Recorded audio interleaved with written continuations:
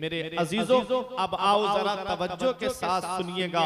ऐसी मुबारक रातें हमको अल्लाह ने अता फरमाई, लेकिन उन मुबारक रातों में भी हमने बिस्तरों पे सोकर के उन रातों को गुजार दिया। ऐसी मुबारक रातें हमारे नौजवान कोई शबे बारात में मोटरसाइकिल लेके इधर से उधर घूमता नजर आता है। कोई इस बस्ती गया, कोई उस बस्ती गया, दो दो तीन तीन चार चार लोग एक एक मोटरसाइकिल पे सवार होकर के पूरी रात ऐसे ही घूम के गुजार देते हैं। इस रात में अल्लाह की इबादत करना चाहिए थी, इस रात में कुरान की तिलावत करना चाहिए थी, इस रात में ज्यादा से ज्यादा हमको सदका करना चाहिए था। ये वो मुबारक रात है जिस रात में अल्लाह तबारक व तआला इंसानों की रोजी, जिस किसको कितनी रोजी मिलनी है ये फैसला भी फरमा देता है, किसकी कितनी उम्र है ये फैसला भी अल्लाह फरमा देता है। इस रात में लोगों के मुकद्दर को अल्लाह तबारक व तआला लौह महफूज में लिखवा देता है कि साल भर में किसको कितनी रोजी मिलेगी ये भी लिख दिया जाता है, किसकी कितनी उम्र होगी ये भी लिख दिया जाता है, कौन इस साल पैदा होगा ये भी लिख दिया जाता है, और कौन इस साल दुनिया छोड़ के जाएगा ये भी लौहे महफूज में लिख दिया जाता है। सरकार गौसे आजम फरमाते हैं, इंसान मकान बना रहा होता है, इंसान बिल्डिंग बना रहा होता है और उसका नाम मरहूमीन में लिखा हुआ होता है। मेरे अजीजों, मौत का कोई भरोसा नहीं, मौत का कोई पता नहीं, मौत कब आ जाए, किस जगह आ जाए, किस हाल में आ जाए। क्यों ना हम अपने रब को राजी करें, क्यों ना हम अपने रसूल को राजी करें।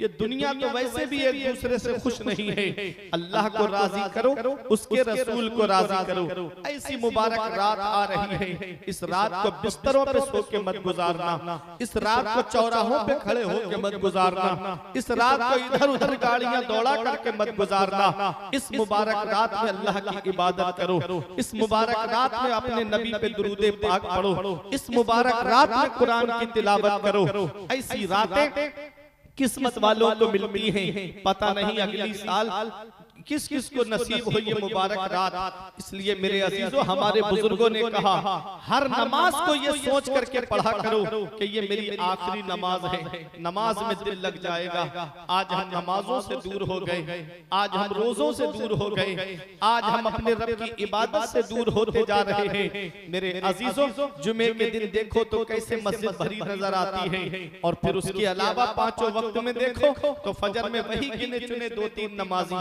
जोहर में वही गिने चुने दो तीन नमाजी, मगरिब और इशा में वही दो तीन नमाजी, और पूरी बस्ती है मुसलमानों की। फिर रोना रोते हैं मुसलमान, परेशान बहुत है, मुसलमान सताया बहुत जा रहा है, मुसलमान के ऊपर जुल्मों सितम के पहाड़ तोड़े जा रहे हैं। मेरे अजीजों, अल्लाह तबारक व तआला को राजी कर लो, उसके रसूल को राजी कर लो। ये दुनिया चंद दिन की है, हमेशा रहने इस दुनिया में नहीं आए। बड़े बड़े दौलत वाले आए, पैसे वाले आए और ये दुनिया छोड़ के चले गए। तुमने सिकंदर बादशाह का नाम नहीं सुना?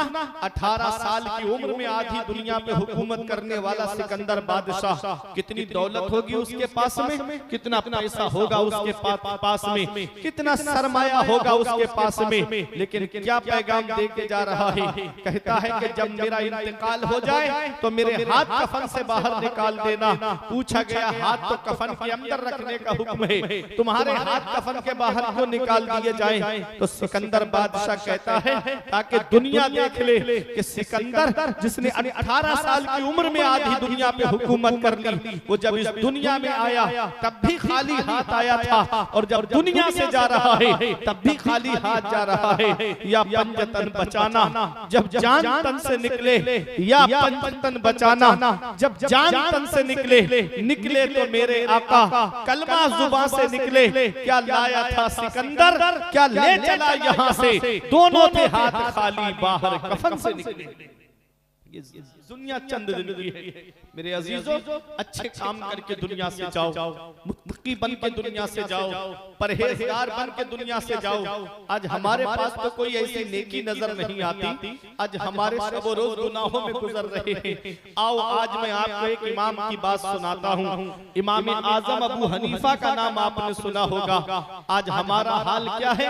आज हमारा हाल ये है कि आज कोई इमामों की कमियां ढूंढ रहा है, कोई आलिम आलिमों की कमियां ढूंढ रहा है, कोई अपने गांव बस्ती वालों की कमियां ढूंढ रहा है। होना तो ये चाहिए था। आका फरमाते हैं जो मुसलमान किसी मुसलमान के ऐबों को छुपाएगा, अल्लाह क़यामत के दिन उसके ऐबों को छुपाएगा। और आज हम एक दूसरे के ऐब जाहिर कर रहे हैं। अगर किसी की बुराई देख ले, अगर किसी के अंदर कमी देख ले, तो सबके सामने चौराहे पे उसकी कमियां जाहिर कर रहे हैं, हम सबके सामने उसकी बुराई कर रहे हैं। आओ इमाम आज़म अबू हनीफा को अल्लाह ने वो कमाल अता फरमाया, वो शान अता फरमाई कि इमाम आज़म अबू हनीफा मस्जिद में बैठे हुए हैं। अचानक से आपने क्या देखा, एक शख्स आया और आने के बाद वो वुजू करने लगा। वुजू से जो पानी के कतरे गिर रहे थे, आपको अल्लाह ने वो कमाल अता फरमाया था कि आप उन वुजू के कतरों में देख लिया करते थे कि ये कौन सा गुनाह करके आया है। इमाम आज़म अबू हनीफा ने देखा एक शख्स नौजवान को वुजू करते हुए करीब आए और आकर के कहा, ऐ नौजवान, अपने माँ बाप को सताने से तौबा कर ले, अपने माँ बाप को परेशान करने से तौबा कर ले। उसने कहा, इमाम आज से मैं सच्ची तौबा करता हूँ, आज के बाद कभी अपने माँ बाप को नहीं सताऊंगा। एक और नौजवान आया, वुजू कर रहा था। आपने वुजू के कतरे देखे, पानी जो गिर रहा था, देख लिया इसमें ये क्या गुनाह करके आया है। आप उसके करीब आए और फरमाया, ए शख्स, शराब पीने से तौबा कर ले। इमाम आज़म ने जब इतना कहा, उसने कहा, इमाम मैं सच्ची तौबा करता हूँ, आज के बाद कभी शराब के करीब नहीं जाऊंगा। एक शख्स और वुजू करने के लिए आया, मेरे इमाम ने उसको वुजू करते हुए देखा। ये कमाल था इमाम आज़म अबू हनीफा का। अरे मेरे आका की हदीस भी तो है, आका फरमाते हैं, इत्तकू फिरासतल मुमिनी फइन्नहु यंजुरु बिनूरिल्लाह। मोमिन की फिरासत बातिनी से बचो, वो अल्लाह के नूर से देखता है। इमाम आज़म अबू हनीफा को अल्लाह ने ये कमाल अता फरमाया कि जब आदमी कोई वुजू करता, उससे जो पानी के कतरे गिरते थे, देख लेते थे कि ये क्या गुनाह करके आया है। हदीसे पाक है, मेरे आका इरशाद फरमाते हैं, जब कोई वुजू करता है तो उसके गुनाह वुजू के पानी के कतरों के साथ में गिर जाते हैं। इसलिए नमाजें पढ़ा करो, अच्छा वुजू किया करो, अल्लाह की इबादत के लिए अच्छा वुजू किया करो। मेरे अजीजों, जब कोई बंदा वुजू करता है तो जो पानी के कतरे गिरते हैं, उन पानी के कतरों के साथ में इंसान के गुनाह भी झड़ जाते हैं। इमाम आज़म अबू हनीफा देख रहे हैं, फिर आपकी आंखों में आंसू आ गए। कहते हैं, मैं लोगों के ऐब जाहिर कर रहा हूँ, मैं लोगों के ऐबों को बता रहा हूँ। कहते हैं कि मौला आज के बाद अबू हनीफा कभी लोगों की बुराइयां ना देखे, उनके ऐब ना देखे। आज के बाद जब भी उसे नजर आए तो लोगों की अच्छाइयां नजर आए। ये हमारा इमाम है, इमाम आज़म अबू हनीफा। अल्लाह अकबर। आज हम कहते हैं, मौलाना साहब, हम झूठ नहीं बोलेंगे तो तिजारत कैसे चलेगी, हम झूठ नहीं बोलेंगे तो दुकान कैसे चलेगी, हम झूठ नहीं बोलेंगे तो कारोबार आगे कैसे बढ़ेगा, हम झूठ नहीं बोलेंगे तो मटेरियल कैसे बेचेंगे। इमाम आज़म जो अपने वक्त के इमाम आज़म हैं, दुनिया उनको इमाम आज़म मान रही है। पैगंबर इस्लाम से 70 साल के बाद में इमाम आज़म अबू हनीफा पैदा हुए, 80 हिजरी में पैदा हुए। मेरे आका ने और पेशीन गोइयां फरमाई, उन्हीं पेशीन गोइयों में एक ये भी फरमाई, आका ने फरमाया, इल्म अगर सुरैया पे भी होगा तो फारस का शख्स इल्म को सुरैया से भी ले आएगा। अल्लाह अकबर। वो कौन है? वो इमाम आज़म अबू हनीफा हैं। फरमाया कि अगर इल्म सुरैया में भी छुपा हुआ होगा तो फारस का रहने वाला इल्म को सुरैया से भी ले आएगा। अल्लाह अकबर। ये इमाम आज़म अबू हनीफा हैं, जिस इमाम की हम पैरवी करते हैं, मसाइल शरइया में जिस इमाम की हम पैरवी करते हैं, उस इमाम का नाम इमाम आज़म है। हम हनफी जो कहलाते हैं, इमाम आज़म अबू हनीफा की तरफ निस्बत करके हम हनफी कहलाते हैं। आप देखिए, जहां अपने वक्त के इमाम हैं, जहां आप अपने वक्त के बहुत बड़े आबिद हैं, जहां आप अपने वक्त के बहुत बड़े जाहिद हैं, वही अपने वक्त के बड़े ताजिर भी हैं। आप कपड़े की तिजारत करते थे, आप कपड़े का कारोबार करते थे। इमाम आज़म अबू हनीफा एक दिन एक अपने खादिम से कहते हैं, देख इस कपड़े के अंदर ये ऐब है, जब भी कपड़ा बेचना तो ये ऐब बता करके बेचना। अल्लाह अकबर। ये इमाम आजम अबू हनीफा हैं। कपड़े का काम है, कपड़ा फटा हुआ होगा या कोई और ऐब रहा होगा, फरमाया इस कपड़े को और कपड़ों की कीमत में मत बेचना, बल्कि इसको कम करके बेचना और ग्राहक को ऐब बता देना। उसकी मर्जी है, चाहे वो खरीदे चाहे वो ना खरीदे। जब इतना कहा इमाम आजम ने, आप नमाज पढ़ने के लिए मस्जिद में तशरीफ ले गए। ये इमाम आजम अबू हनीफा है, नफल तो पढ़ते ही थे, रातों में 5 वक्त की नमाज अदा फरमाते, वो भी जमाअत के साथ में नमाज अदा फरमाते थे। इमाम आजम नमाज पढ़ के वापस आए, खादिम ने वो कपड़ा बेच दिया। आपने फरमाया वो कपड़े का क्या हुआ जो मैंने बताया था? कहा हजरत वो मैंने बेच दिया, मुझे याद नहीं रहा, मैंने उसको पूरी कीमत में बेच दिया। इतना सुनना था इमाम आजम अबू हनीफा का। आपने फरमाया जा पहले उसे तलाश कर जिसे तूने वो कपड़ा बेचा है। आज हमारा हाल क्या है? आज हम किसी को भी चूना लगा देते हैं, किसी को भी टोपी पहना देते हैं, कहते हैं कि मैंने अच्छी कीमत में बेच दिया, मैंने ये सामान अच्छे पैसों में बेच दिया। वो इमाम आजम अबू हनीफा हैं, फरमाते जा पहले उसको तलाश कर जिसे तूने वो कपड़ा बेचा है। वो कपड़ा सही नहीं था, उसे तूने मुकम्मल कीमत में क्यों बेचा और कपड़ों की कीमत के बराबर क्यों बेचा? गुलाम ढूंढने के लिए गया, लेकिन वो आपको मिला नहीं। इमाम आजम अबू हनीफा ने फरमाया कितना कपड़ा बेचा, सारे पैसे बता। उसने कहा हजरत इतना सामान मैंने बेच दिया, इतने कपड़े मैंने बेच दिए। फरमाया ये पैसे ले जाके सदका कर दे। वो कपड़े के पैसे भी सदका करा दिए आपने, और जो सही कपड़ों के पैसे थे वो भी अल्लाह की राह में सदका करा दिए। कहा ये पैसे अबू हनीफा अपने पास में नहीं रखेगा। उसके बाद में मस्जिद के अंदर आए, नमाजियों के सामने इतना रोए इमाम आजम, दाढ़ी भीग गई, आंसू जमीन पे गिरने लगे। उसके बाद कहते हैं लोगों मेरी कोई गलती नहीं है, मेरे नौकर ने वो कपड़ा बेच दिया था। कयामत के दिन अल्लाह ने मुझसे पूछा नोमान बिन साबित, तेरे खादिम ने, तेरे नौकर ने वो कपड़ा जो सही नहीं था उसे सही कीमत में बेचा है, तो मैं अल्लाह को क्या जवाब दूंगा? लोगों मेरी तरफ से गवाही दे देना, मेरी तरफ से गवाही दे देना कि अबू हनीफा की कोई गलती नहीं है, उसके नौकर ने ये कपड़ा बेच दिया था। ये उनका तकवा है, ये उनकी परहेजगारी है, ये उनका खौफे खुदा है। आज हमारे दिल से खुदा का खौफ निकल गया, आज हमारे दिल से मरने का डर निकल गया, आज हमारे दिल से खुदा का खौफ निकल गया। कोई भाई की जमीन पे कब्जा कर लेता, एक आंसू उसकी आंख से नहीं निकलता।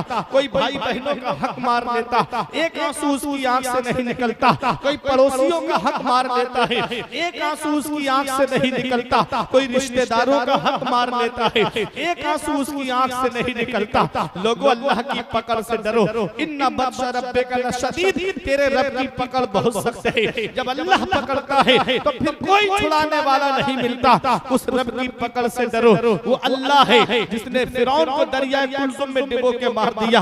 वो अल्लाह है जिसने नमरूद को नमरूद को 2 छोटे-छोटे बच्चों से मरवा दिया, नमरूद को लंगड़े मच्छर से मरवा दिया। वो अल्लाह है जिसने अबू जहल को 2 छोटे-छोटे बच्चों से मरवा दिया।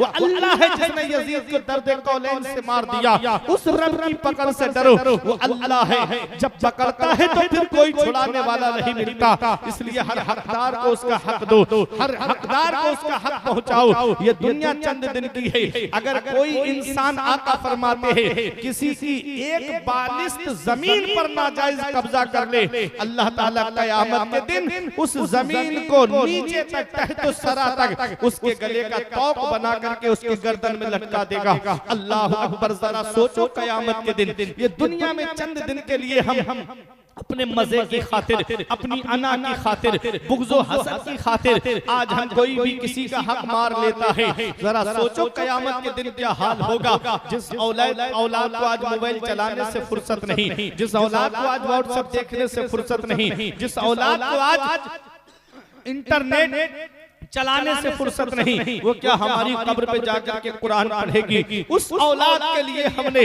आज पड़ोसियों का हक मार दिया, अजीजो अकारिब का हक मार लिया, रिश्तेदारों का हक मार लिया। क्या जवाब देंगे हम कयामत में अपने रब को? क्या जवाब देंगे मदीने वाले मुस्तफा को? ये इमाम आजम का तकवा है, ये इमाम आजम की परहेजगारी है। कहते हैं लोगों, अगर अल्लाह कयामत में पूछे मुझसे कि तेरे खादिम ने ये कपड़ा बेच दिया था, तो लोगों मेरी तरफ से गवाही दे देना, मेरी तरफ से मेरी सिफारिश कर देना कि अबू हनीफा की कोई गलती नहीं थी, उनके नौकर ने ये कपड़ा बेच दिया था। कौन है इमाम आजम? वो इमाम आजम जो हर रमजान शरीफ में 62 मरतबा कुरान पाक खत्म फरमाते थे। वो इमाम आजम जिस जगह आपका दफन हुआ है, जिस जगह आपकी कब्र शरीफ है, मज़ार मुबारक है, वहां आपने 7000 मरतबा कुरान पाक का खत्म फरमाया है। वो इमाम आजम अबू हनीफा जिन्होंने 30 साल लगातार रोजे रखे हैं, वो इमाम आजम जिन्होंने 40 साल इशा के वुजू से फजर की नमाज पढ़ी है, वो इमाम आजम जिन्होंने 1500 रुपए खर्च करके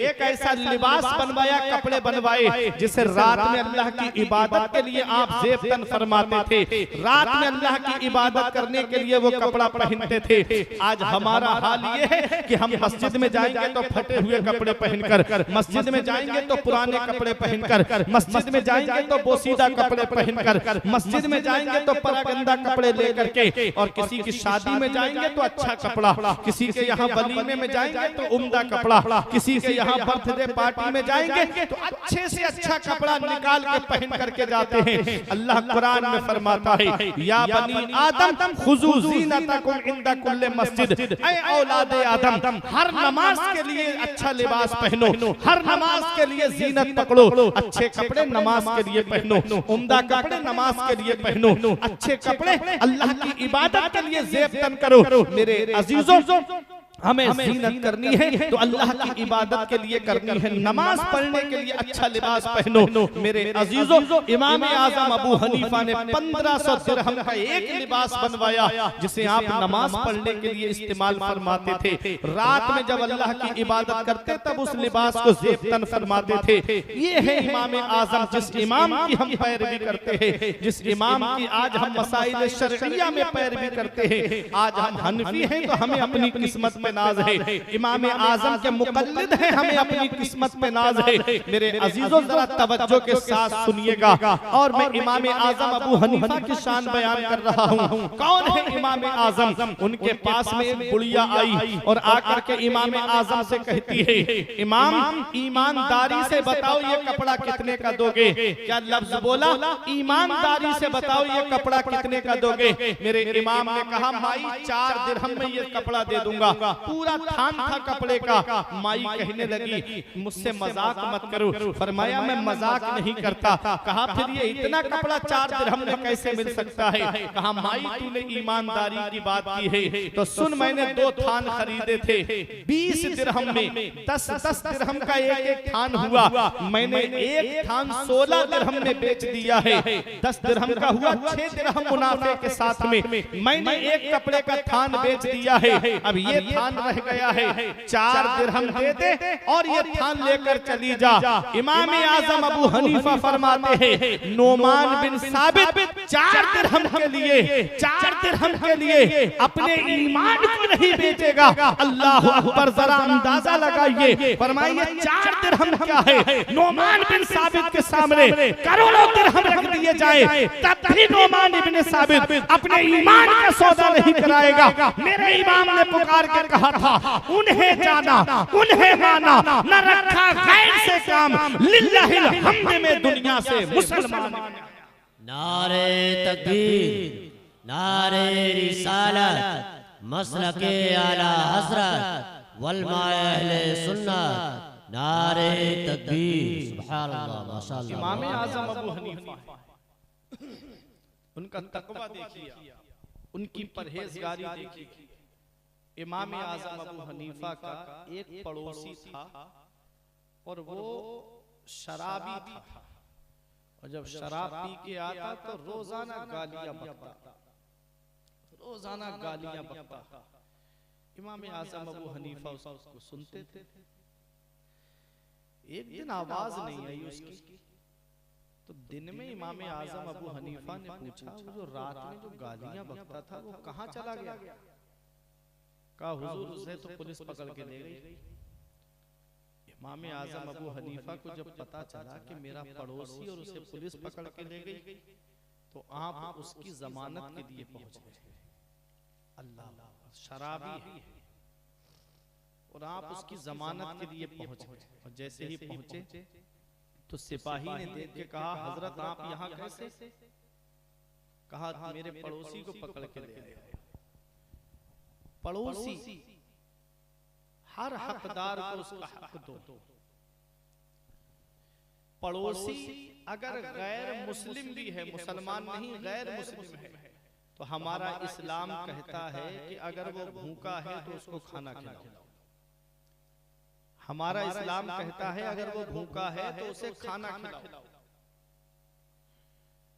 इमाम आजम अबू हनीफा ने फरमाया ये मेरा पड़ोसी है, और वो अंदर खड़े होकर कह रहा था, लोग हमको रुसवा करना चाहते हैं, लोग हमको जलील करना चाहते हैं, हमारे ऊपर एहसान करके हमको जलील करना चाहते हैं। इमाम आजम अबू हनीफा से सिपाही ने कहा, देखा ये आपके लिए क्या कह रहा है? आपने फरमाया कोई बात नहीं, तुम इसको रिहा कर दो। जब इमाम आजम अबू हनीफा ने ये कहा तो सिपाही ने छोड़ दिया। शराबी था। आपने रास्ते में उससे कहा, तू मेरा पड़ोसी है, मैं तुझे जलील करने नहीं आया हूँ, बल्कि मैं तुझे इज्जत देने के लिए आया हूँ, मैं तेरी इज्जत बढ़ाने के लिए आया हूँ। उसको जब शर्मिंदगी हुई, नदामत हुई, तो इमाम आजम अबू हनीफा के कदमों पे गिर गया और कहने लगा, हजरत मुझे माफ कर दो, आज के बाद कभी शराब को हाथ नहीं लगाऊंगा, आज के बाद कभी गुनाहों के करीब नहीं जाऊंगा। ये हमारा इमाम है। हमारे इमाम आजम अबू हनीफा ने देखो इस्लाम की कैसे खिदमत की है, देखो लोगों को कैसे राहे रास्ते पे लाए हैं। इमाम आजम अबू हनीफा का एक पड़ोसी मकान बेच के जा रहा था और उसने कहा कि मकान की कीमत 10,000 दिरहम है। कितनी? 10,000 दिरहम। तो लोगों ने कहा इतना महंगा तो मकान नहीं है जो तूने इतनी कीमत मांगी है। तो कहा 5,000 दिरहम मेरे मकान की कीमत है और 5,000 दिरहम इस चीज के लूंगा कि वो मकान इमाम आजम अबू हनीफा के पड़ोस में है। जब इतना उसने कहा, कीमत भी तय हो गई, मकान सुबह को पैसे देना थे, मकान खाली करना था। जब हमारे इमाम को पता चला, इमाम आजम अबू हनीफा को, तो आपने उसे बुलाया और फरमाया क्यों मकान बेचना चाहता है? उसने कहा हजरत बहुत कर्जा है मेरे ऊपर, हजरत मैं बहुत मकरूज हूँ। आपने फरमाया कितना कर्जा है? उसने अपना कर्जा बताया। इमाम आजम अबू हनीफा ने 10,000 दिरहम उसको अपने पास से दे दिए और फरमाया वापस भी मत करना, लेकिन मकान बेच के मत जा, मेरा पड़ोस छोड़ करके मत जा। लोगों, अच्छा पड़ोसी किस्मत से मिलता है। मेरे आका ने फरमाया इल्तमिसुल जारा क़ब्ल दार, घर बनाने से पहले पड़ोसी देख लो। अगर अच्छा पड़ोसी मिल जाता है तो इंसान को ये भी खुशकिस्मती की एक अलामत है कि उसको एक अच्छा पड़ोसी मिल जाए, वरना ऐसे ऐसे जालिम पड़ोसी मिल जाते हैं कि कभी कोई किसी भी मामले में फंसा देता है, कभी कोई किसी मामले में उसे उलझा देता है। इमाम आजम अबू हनीफा ने अपने पास से वो पैसे दे दिए और फरमाया कि मकान बेच करके मत जा।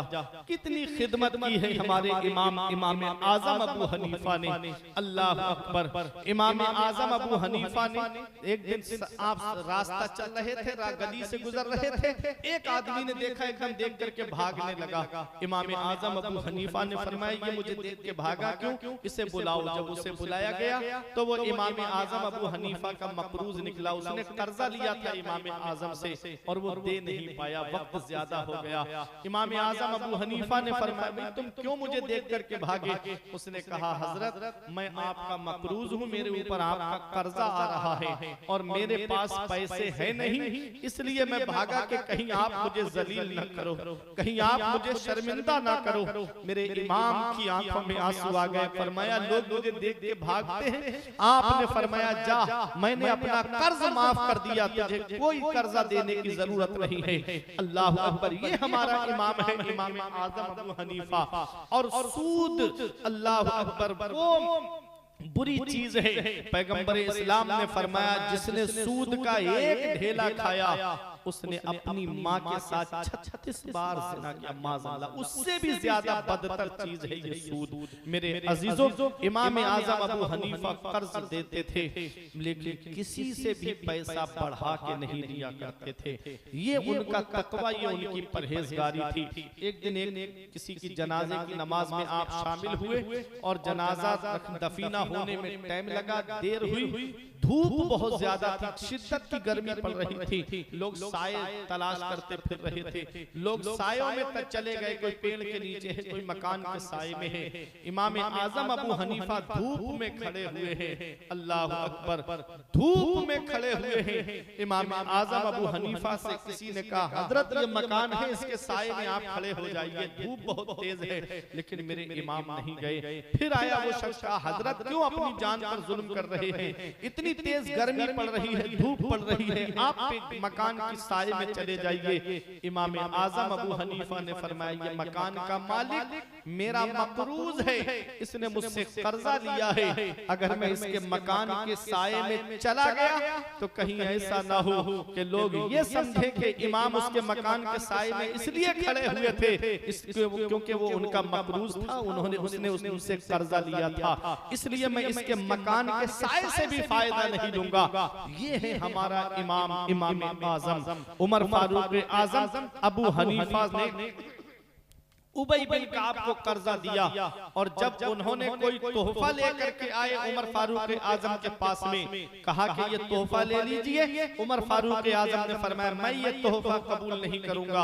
कहा क्यों? कहा कि तुम मेरे मकरूज हो, कहीं ये शायबा ना हो जाए कि इमाम के उमर फारूक आजम ने जो कर्ज दिया है उसके बदले में ये तोहफा लिया है, कहीं सूद से मुशाबहत ना हो जाए, इसलिए मुझे ये तोहफा नहीं चाहिए। अल्लाह अकबर, ये हमारे बुजुर्ग हैं जो शायबे से भी बचा करते हैं, जो मुश्तबाह चीजों से भी बचा करते हैं।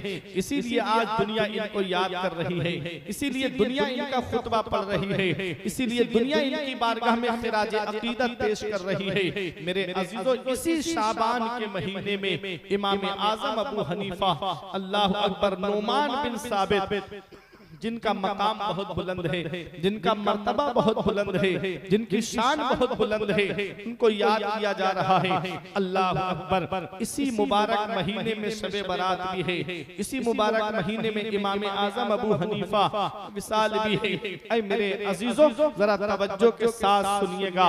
और इसी महीने में आज जब 14 शाबान आती है तो लोग हजरत उवैस करनी को याद करते हैं, हजरत उवैस करनी के नाम की फातिहा कराते हैं।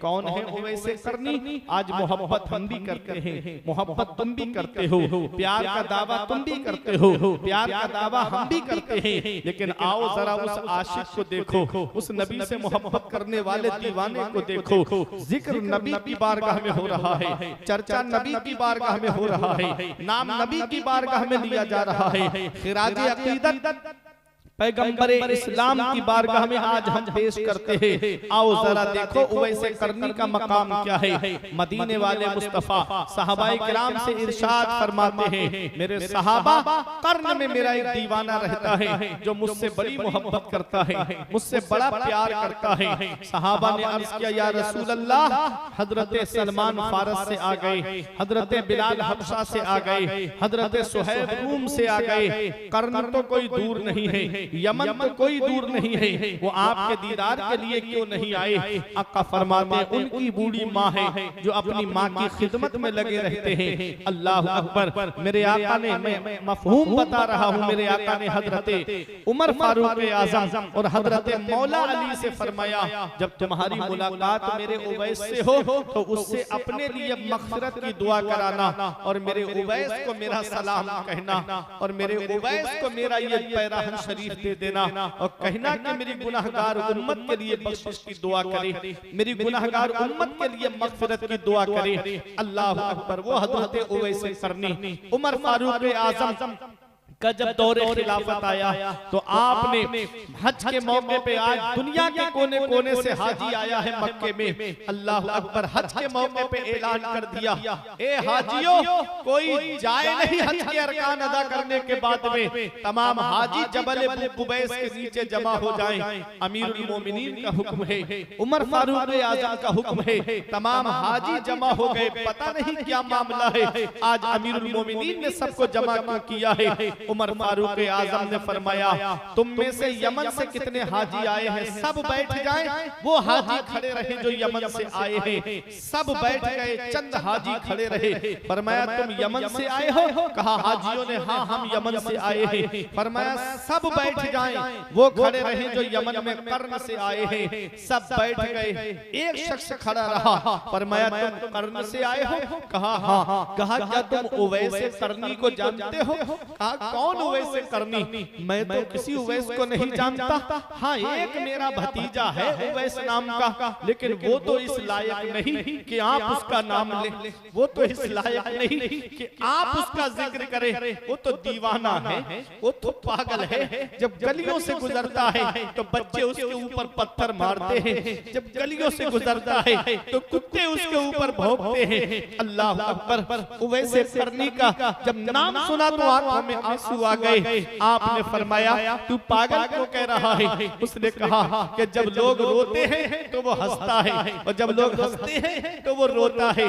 कहा कि जब बच्चे पत्थर मारते हैं तो उनसे कहता है, बच्चों मुझे मोटे मोटे पत्थरों से न मारा करो, जब मुझे मोटे मोटे पत्थरों से मारते हो मेरे जिस्म से खून निकलता है और मेरा वुजू टूट जाता है। मुझे छोटे छोटे पत्थरों से मारा करो ताकि मेरे जिस्म को चोट तो लगे लेकिन मेरा वुजू न टूटे, मेरा वुजू सलामत रहे। उमर फारूक आजम ने फरमाया, वो मिलेंगे। कहा यही हमारे साथ आया है, कहीं हमारी बकरियां चरा रहा होगा, देखो जाकर के। तलाश किया गया तो आप एक जगह अल्लाह की इबादत कर रहे थे। अल्लाह अकबर, गए हजरत उमर फारूक आजम और मौला अली शेर खुदा उवैस करनी ने नमाज से जब फारिग हुए तो दुआ सलाम हुआ। पैगंबर इस्लाम ने पहचान बताई थी कि उनके बाएं पहलू पर एक सफेद दाग का निशान होगा। मेरे आका हुजूर सल्लल्लाहु ताला अलैहि वसल्लम ने अलामत बताई, निशान बताई, निशानी बताई वैसे करने की। जब उमर फारूक आजम ने उनको देखा, चेहरा देख करके समझ गए कि ये अलामत हुजूर ने बयान फरमाई है। बाल देखे, फरमाया ये अलामत हुजूर ने बयान फरमाई है। कहा, क्या तुम अपना बायां पहलू दिखा सकते हो, बायां हाथ दिखा सकते हो? उन्होंने कहा, क्या करोगे? कहा, एक निशानी देखना बाकी रह गई है। जब उन्होंने दिखाया तो सफेद दाग की निशानी मौजूद थी। वैसे करनी तुमको नबी ने सलाम कहा है, पैगंबर इस्लाम ने सलाम कहा है। इतना सुनना था कि रोने लगे। कहा, मेरे आका ने मुझको सलाम कहा है। कहा, मेरे आका ने तुमको सलाम कहा है। वैसे करनी रोए और रो करके कहने लगे, बताओ और कुछ मेरे आका ने फरमाया? कहा, हाँ। आका ने फरमाया कि आका की गुनहगार उम्मत के लिए बख्शिश की दुआ करना। उवैसे करनी रो करके आका की गुनहगार उम्मत के लिए बख्शिश की दुआ कर रहे हैं। अल्लाह अकबर। लोगों, आज हम लोग फिल्मों में मस्त हो गए, आज हम लोग गानों में मस्त हो गए, आज हमारे पास इतना वक्त नहीं कि 10 मिनट अपने नबी पे दुरूद पाक पढ़ ले। आज हमारे पास इतना वक्त नहीं, 10-15 लोगों का परिवार हमारे घर में, इतना टाइम नहीं हमारे पास कि हम पैगंबर इस्लाम पे सब लोग दुरूद पाक पढ़े, नबी का लाया हुआ कुरान घर में उसकी तिलावत करें।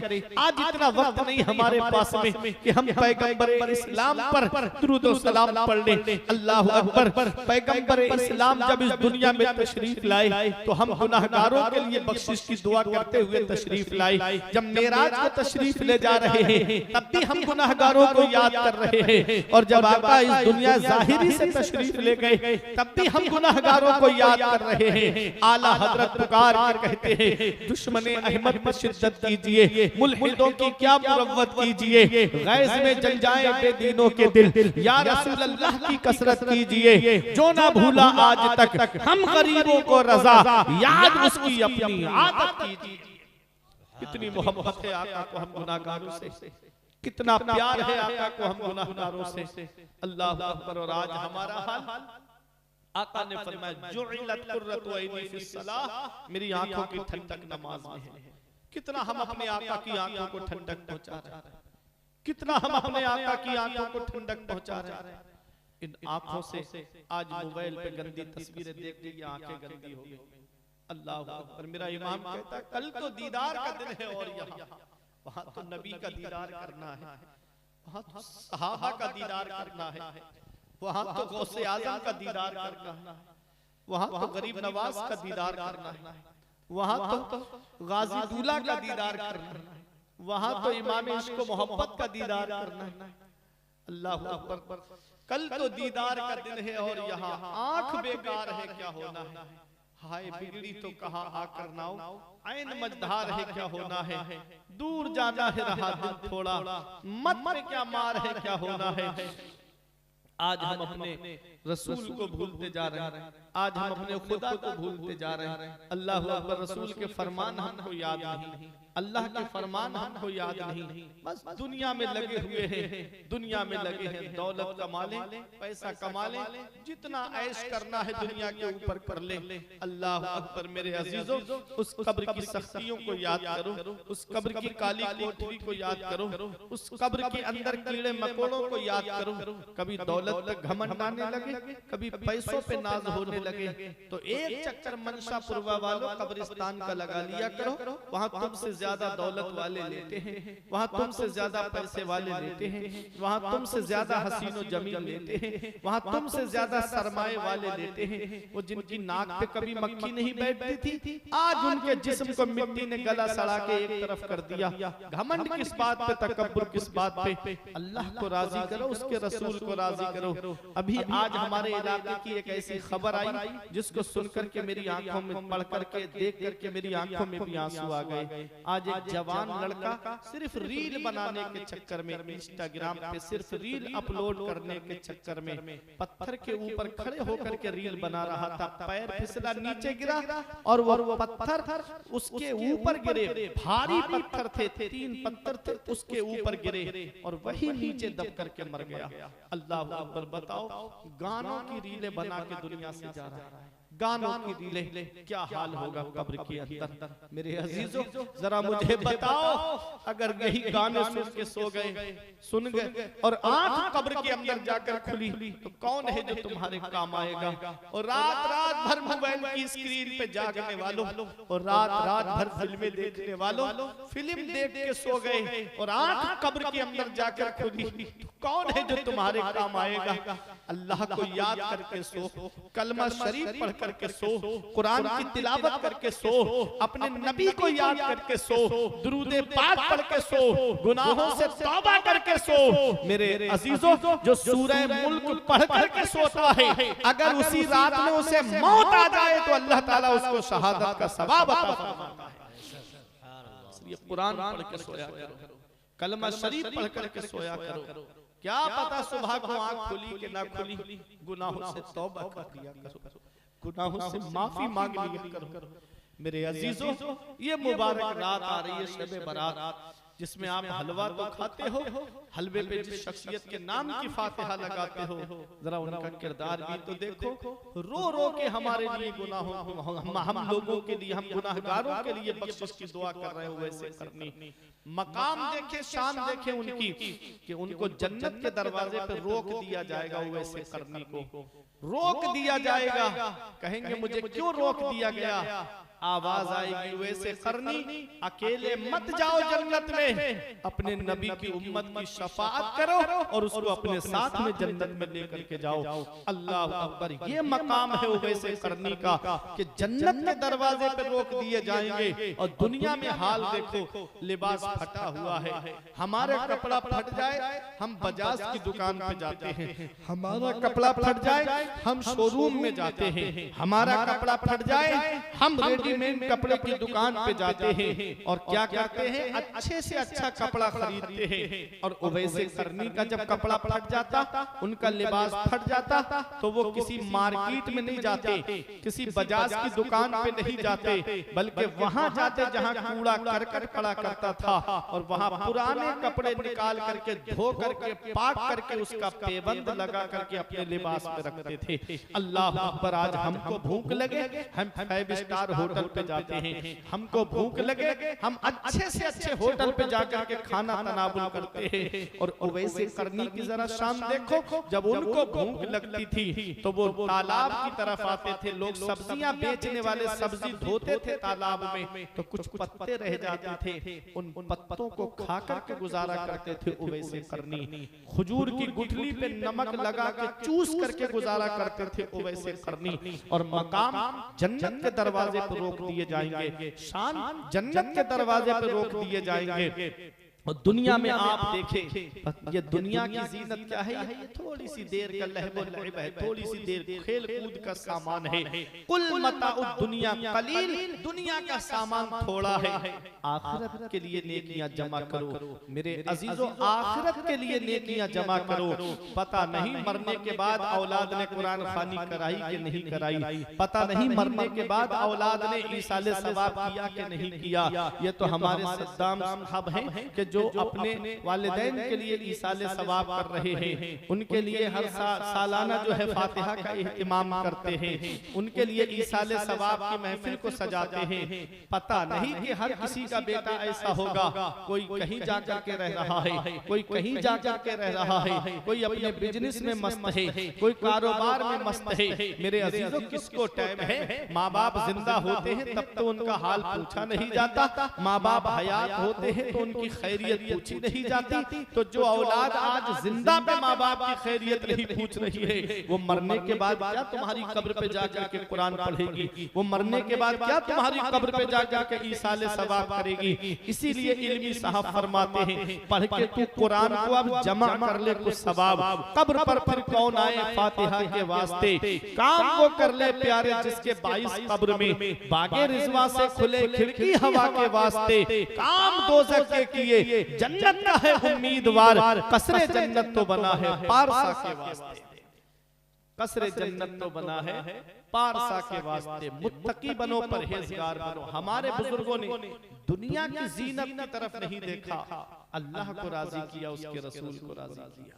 लोग क्या कह रहे हैं नहीं देखा, लोग क्या बोल रहे हैं नहीं देखा, बस अल्लाह का फरमान देखा, उसके रसूल का फरमान देखा। अल्लाह को राजी करो, उसके रसूल को राजी करो। दुनिया तो वैसे भी सबसे राजी नहीं है। आका ने 1500 साल पहले फरमाया था, इज़न नास अज़हरुल इल्मा व ज़य्युल अमल व तहब्बु बिल अलसिन व तबागदु बिल कुलूब व तकातउ बिल अरहाम। आका फरमाते हैं कुछ ऐसे लोग होंगे, इल्म होगा उनके पास लेकिन अमल नहीं होगा। आका फरमाते हैं जुबान से मोहब्बत करेंगे और दिलों में बुग़्ज़ भरे हुए होंगे। जुबान से मोहब्बत करेंगे, दिलों में बुग़्ज़ भरे हुए होंगे, और रिश्तेदारियां तोड़ेंगे, रिश्तेदारियां खत्म करेंगे। आज ऐसे लोग पाए जाते हैं, कोई किसी की दौलत से जल रहा है, कोई किसी की तरक्की से जल रहा है, कोई किसी के मनसब से जल रहा है। मेरे आका ने फरमाया था, ऐसे लोगों के ऊपर अल्लाह की लानत है, उसके रसूल की लानत है, उसके फरिश्तों की लानत है, और अल्लाह ऐसे लोगों को बहिरा करके उठाएगा, अल्लाह ऐसे लोगों को अंधा करके क़यामत में उठाएगा। अब बताओ मेरे अज़ीज़ों, मैं आपसे पूछना चाहता हूँ, ये मेरी आखिरी बात है, तकरीर खत्म करने जा रहा हूँ अपनी। आज हम दुनिया के अंदर रह रहे हैं, तो क्या आज हम आपस में एक दूसरे से मोहब्बत कर रहे हैं? क्या आज हमारे अंदर खुलूस है? क्या आज हम काम खुलूस व लिल्लाहियत के साथ कर रहे हैं? हम जो भी काम करते हैं इल्ला माशाअल्लाह दिखावा हमारे कामों में ज्यादा होता है, खुलूस कम होता है।